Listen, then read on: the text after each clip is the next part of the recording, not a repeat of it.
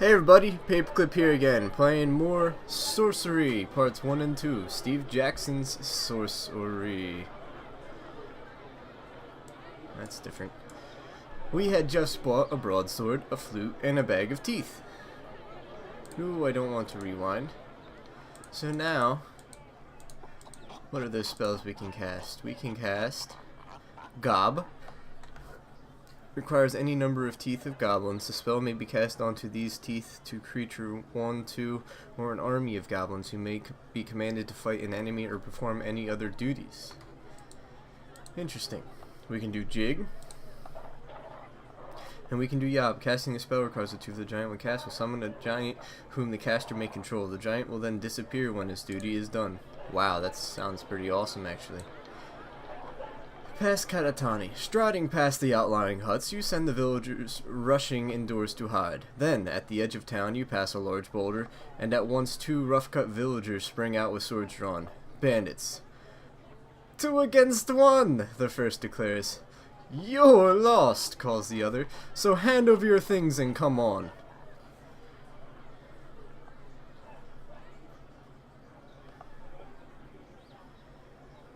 Deal with him, reason with him.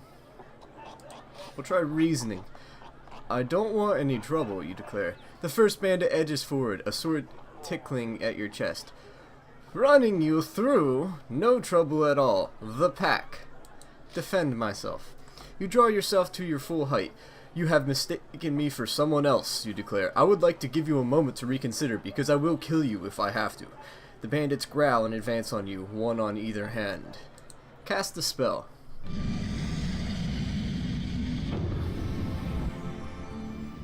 Alright, so let's see what we have. Foff creates a force field. Fog summons darkness. That's not gonna work.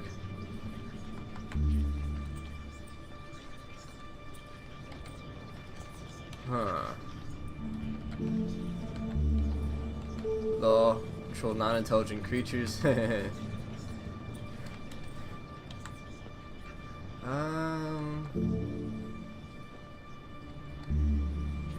Jig. Causes lively dancing. Requires a bamboo flute.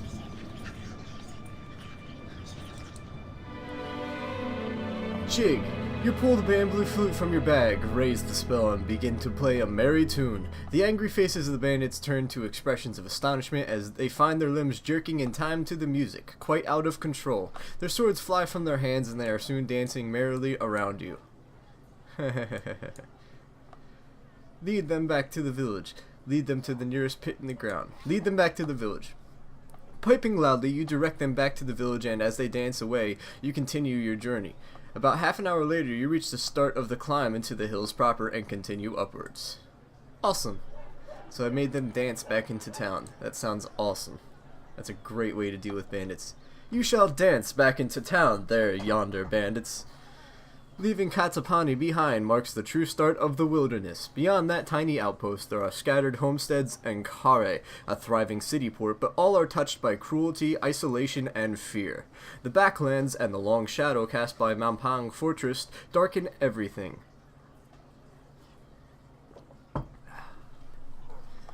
And with the crown gone, and with the crown stolen, things can only grow worse. In the long years since Kalana, the reformer, founded the alliance, the crown has been passed from kingdom to kingdom every 4 years, ensuring each kingdom has its turn to lead, but no more. Ruddlestones, Leland, Galantaria, and Bryce have all enjoyed its power. But when the crown came to Anoland, it was stolen by birdmen from Zaman and carried off to Mapang.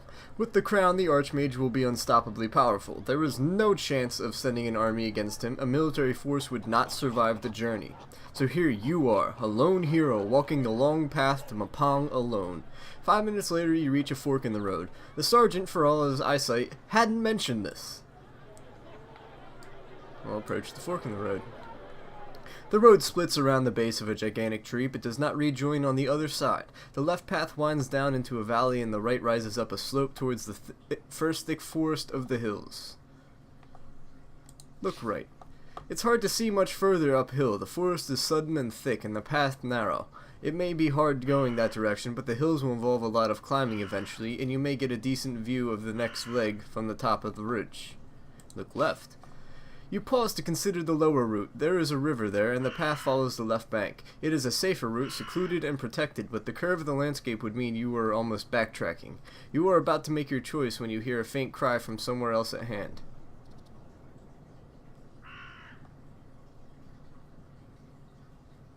It's probably a trap, isn't it? It's probably a trap.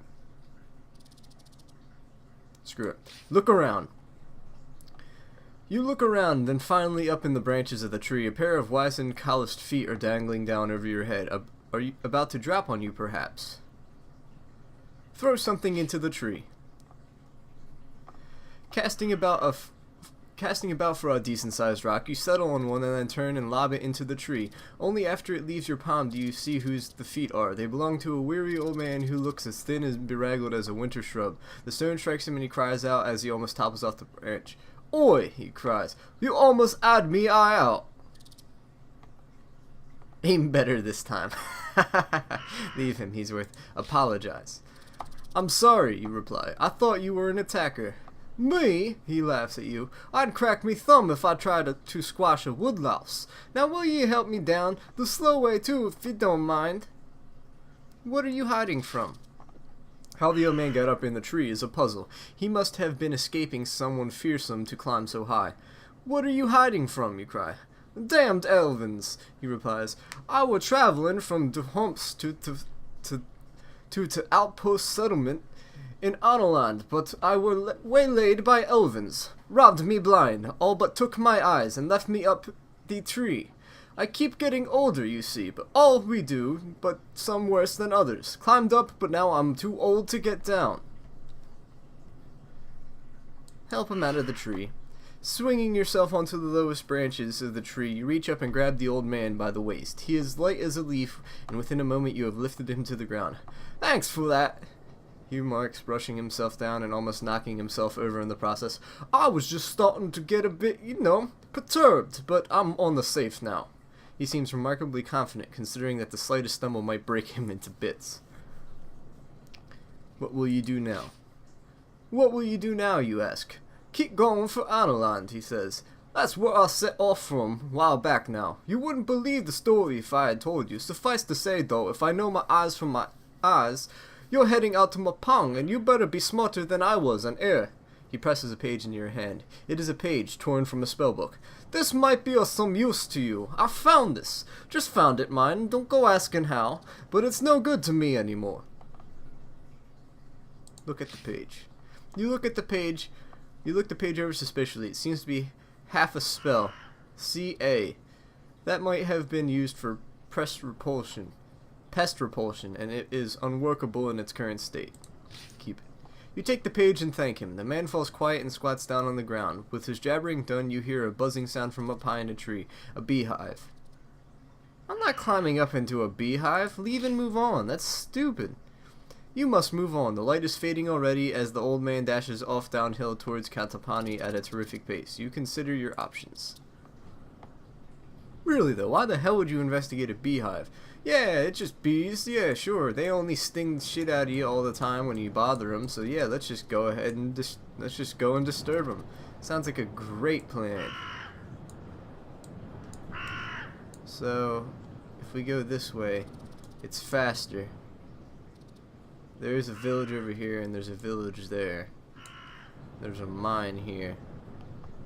I'm thinking we risk the forest.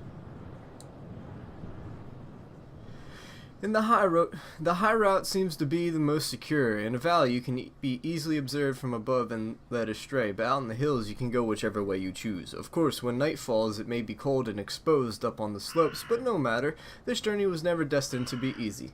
The path winds upwards into the hills and into the cover of a wood. The afternoon sun glints through the trees and plays tricks on your eyes. Every so often you catch a glimpse of some strange-shaped animal or other watching you, only to find that it is the silhouette of branches and leaves caught at an odd angle. After an hour's walk, you are starting to feel hungry. Should I stop and eat or should I keep going? We'll stop and eat. You clamber to the top of a low stone dolmen, then sit and pull out a quantity of your cheese and bread and eat, while admiring the view down the hillside through a break in the trees. You feel better for your rest. Time to move on. You stand and put on your pack, on which you had been sitting to prevent any creatures getting in or any of your things falling out. Then you return to the path. The climb continues with the path twisting this way and that. The air grows cold and the sun flickers on the horizon, then sets, making it hard to see your way. But the moon is full, and when twilight is done, it will be bright once more. Make camp, keep walking. The gorilla.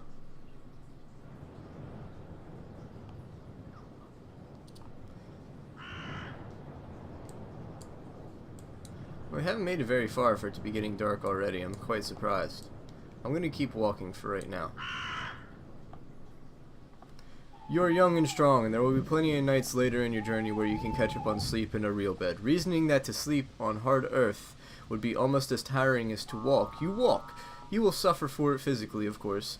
The stars come out one by one above you, writing out the names of the spirits, including your own.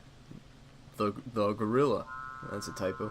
You continue on your weary way. As you walk, you think of the crown. It calls you onwards already, even though you have never seen it. It is as if it knows your name and is waiting for you, deep in the fortress of Mapang. But does it summon you to rescue it and restore the balance of power to the Femery Alliance? Or does it summon you to your death and destruction, a place to seal on the power of the Archmage? The next morning. The second day of your journey begins in the morning cool. You feel the presence of your spirit, the gorilla, close nearby. Its form has changed since you left Land, just as you have changed, but it is still walking beside you. In the temple, they taught you that a prayer to your spirit could heal disease, lift curses, even save you from certain death. But the spirits are not so generous, and decline to help often. You can ask the spirit for aid using the pray button. Walk on. You can feel yourself getting accustomed to the fetid air of these hills. You have now ascended several hundred feet and can expect to make excellent progress before the end of the day. As you crest the brow of the hill, you see something that makes you stop in your tracks. To your left is a clearing, and in the clearing are several poles, planted firmly in the ground, and atop each pole is a head. Oh god, they're headhunters, aren't they?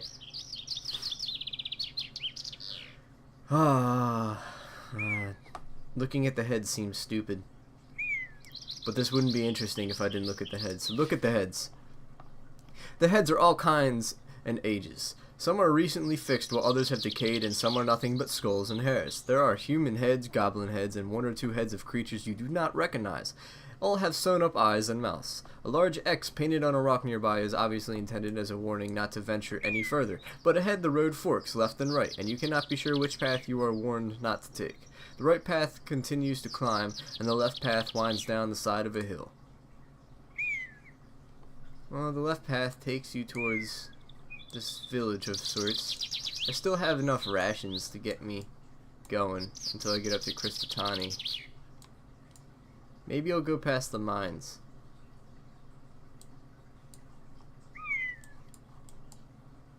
We'll do the climb. The climb continues up the next hill for several hours until you are not far from the top. Then the faint sound of bustling activity reaches you. Trampling feet, grunting voices, and the clanking of metal against rocks. There is something ahead, hidden by the ancient trees that line these slopes. Follow the sound. You leave the path and continue through the woods. A short distance onwards, you hide behind a tree and survey the clearing. A number of goblins are in the clearing, working at the mouth of an open cave. They trudge in and out of the opening, carrying large bowls in their arms, piled up with glistening rocks and dull metallic nuggets. Watch them work. You stay hidden, getting a sense of the scale of the operation. There are at least 30 goblins inside the cave, each coming out every few minutes or so with a new pail of stones. Then there are other goblins working in the clearing with hammers, smashing the rocks into small pieces, extracting metals from inside, loading them into carts, and finally pushing the carts away down a wide track between the trees. It is quite some operation, but not without its weaknesses. There are too many goblins to create any kind of distraction, but they move away into the trees fairly often, and sometimes the cave is left unguarded. Try to slip into the cave. You creep closer, moving around the side of the hill near to the entrance to the cave. Then when all is quiet, you seize your chance and race across the clearing to the mouth of the cave. This is gonna end badly, isn't it? You pause a moment at the cave mouth, but no one has seen you. Following the passage cautiously, you move between the cool rock walls of the mine, passing and ignoring. Ladders that lead down into the cramming heart of the mine where 100 goblins sing as they work. Eventually you reach a junction, with no information on which one is better. Oh, and the heartbeat sound. I don't like that. Well, we went right before, so let's keep going right, I guess. We go right. You follow the passage to the right. It twists around deeper into the hillside, and it ends in a sealed wooden door. Try the door. You try the door. It is locked. Cast a spell. What is that, DOP or something, I think it was? Yep, open locks and doors. DOP. Cast the spell. Stop. You cast a spell. The door shudders as its locks turn over, and then the handle moves of its own accord.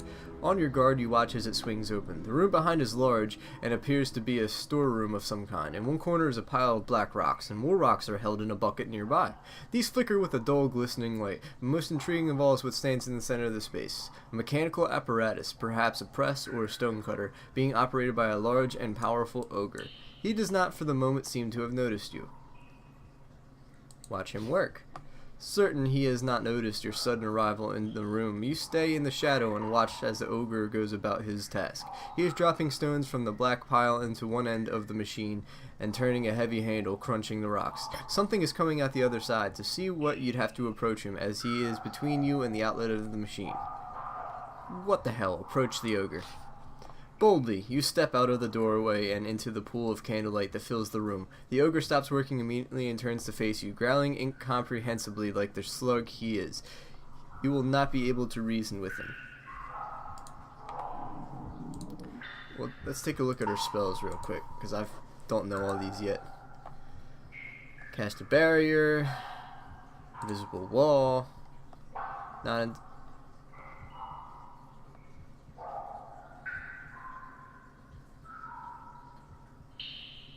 Do you think an ogre is a non-intelligent creature?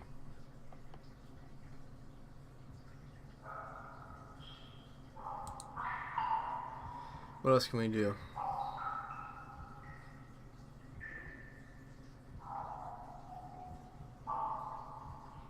Well, we're in a mine, so that sounds like a pretty bad idea, actually.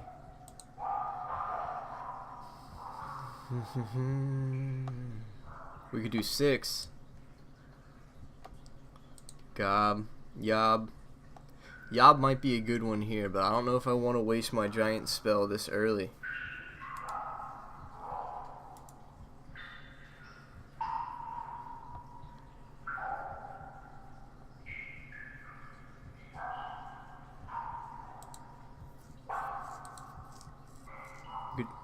Any attacking creature to muddle its mind. However, must be handled with caution, as strange creature may act unpredictably. Spell is useful for caster in a pit and trap. So, Dim is a good defensive spell that can be cast against any attacking creature to muddle its mind.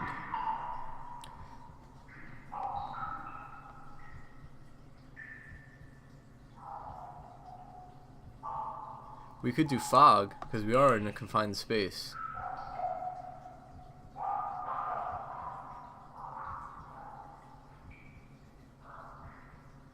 We could make him demoralized or depressed or whatever it ends up doing.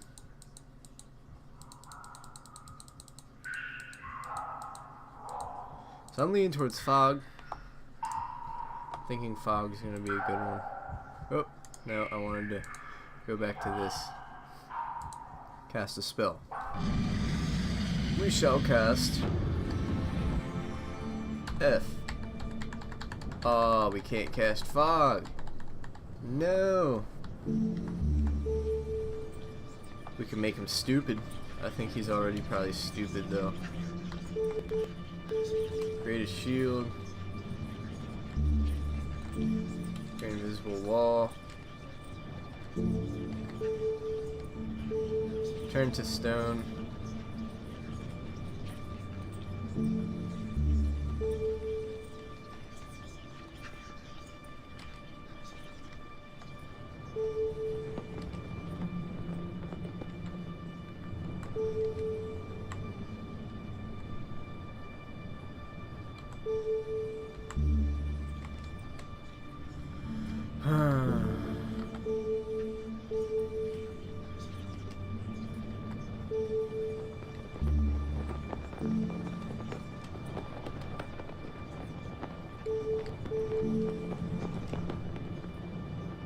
So I can cast things I don't actually know what they are.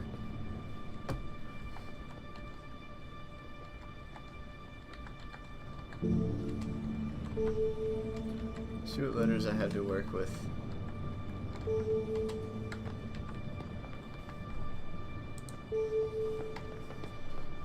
So it doesn't look like I have a ton of spells to work with.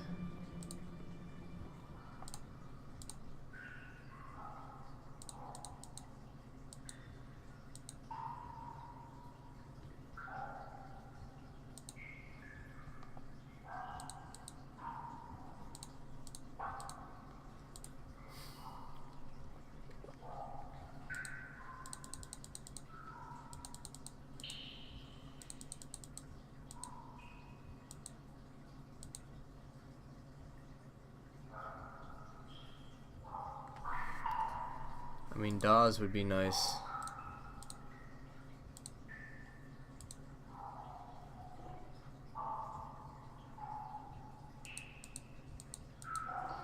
Sap would be nice too. I don't think I can cast either of those though.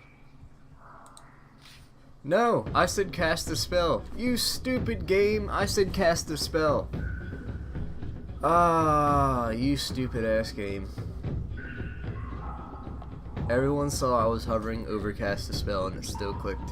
Attack the ogre. Whatever. I guess we're stuck into this now. It's a giant hammer and stomps towards you. Defend. For a huge beast, the ogre moves with surprising speed. Its hammer swings up like an executioner's sword. You raise your sword to cover your body and move back across the floor as it tries to swat you like a fly with its enormous hammer. You are mostly unhurt. Its deep-set, stupid eyes follow your movements, not wanting to take a risk.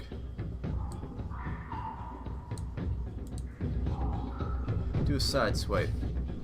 Stealing your courage, you aim in, aiming to trap the ogre against the cave wall. You chase the ogre with a passing blow. It turns away as though not seeing the blow would stop it landing, but then you see its hide like is like tough leather. You can barely scratch it. It staggers against the cave wall. It sniffs the air.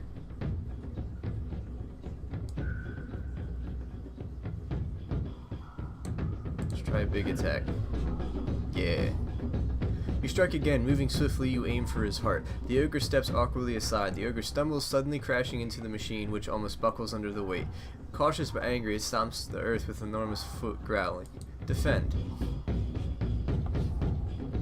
You drop down, protecting yourself as the ogre swipes its terrible hammer. You throw yourself to the wall. Its evil dark eyes are watching you closely.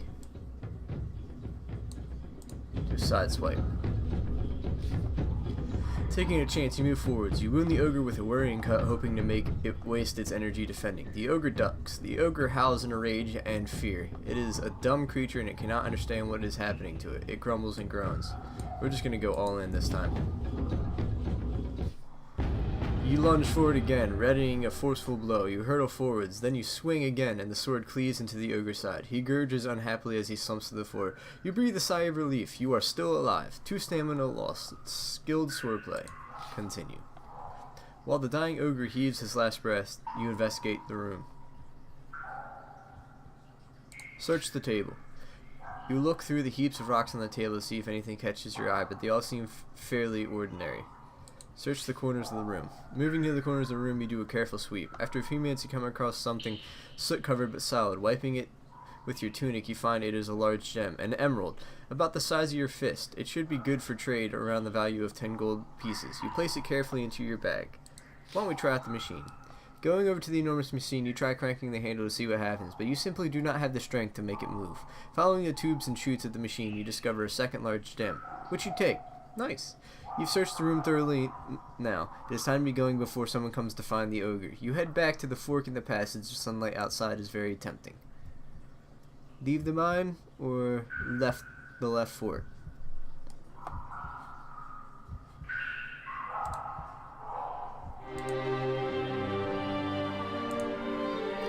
Other items.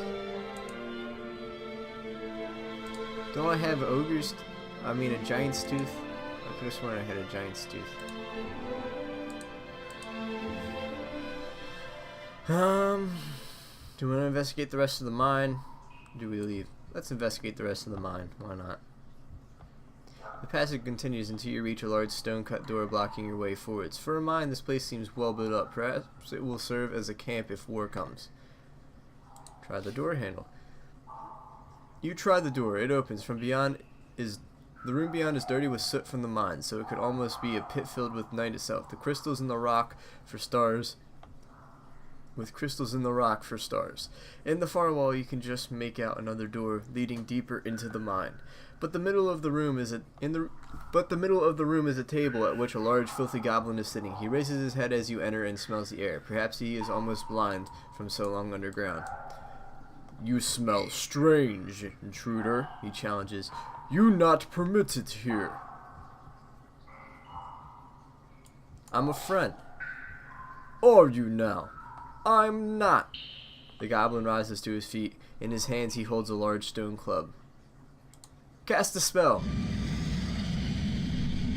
I don't have much stamina right now, though.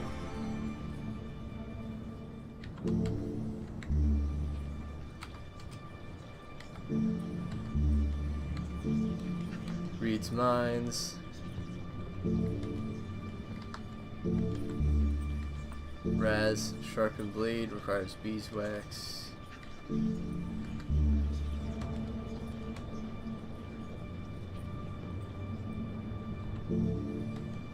There's that.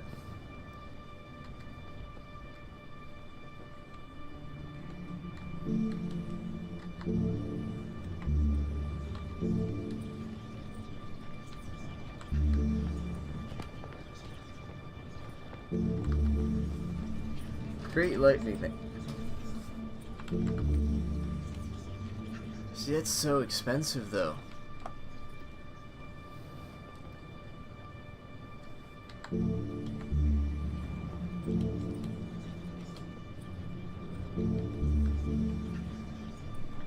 I want to risk it? I only have 7 stamina. That seems fairly risky. We'll try it. Zap! You cast a spell and a bolt of lightning shoots from your fingertip at the goblin. He reels back and hits the floor, quite dead. Nice! With the goblin defeated, there is nothing to stop you from moving further into the mine. Search this room first. But before you do, you quickly scour the corners of the dark room in case there's any gold or weapons lying around. You find nothing until you search the goblin himself. He's wearing a silver key on a chain around his neck. You lift it away. Now go onwards. Time to see what more this mine has to offer. Oh god, I'm about to die, aren't I? You open the door into pitch black passageway. Can I cast a spell? God, I really need to cast like a cheap spell. How? Find safe passage. That'll work. You throw up the spell and then consider both directions. Inside your mind, you begin to feel quite different as you face the door as when you face back into the room. The pitch black passage deep into the mine evokes only a hot sweat, but looking back makes you feel calm.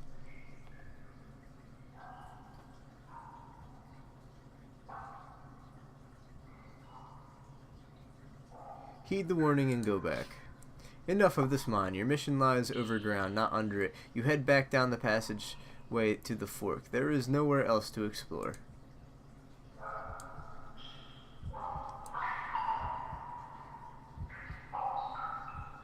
You creep back out of the cave and avoid being noticed, leaving the mine behind you and continue along a path with tall trees at either side. Well, that's going to do it for this episode, so thank you guys for watching Sorcery. I'm actually quite enjoying this, although I seem to be doing quite badly. I only have 3 stamina. This is pretty bad. But anyway, thank you guys for watching. I'll see you in the next episode. Bye-bye.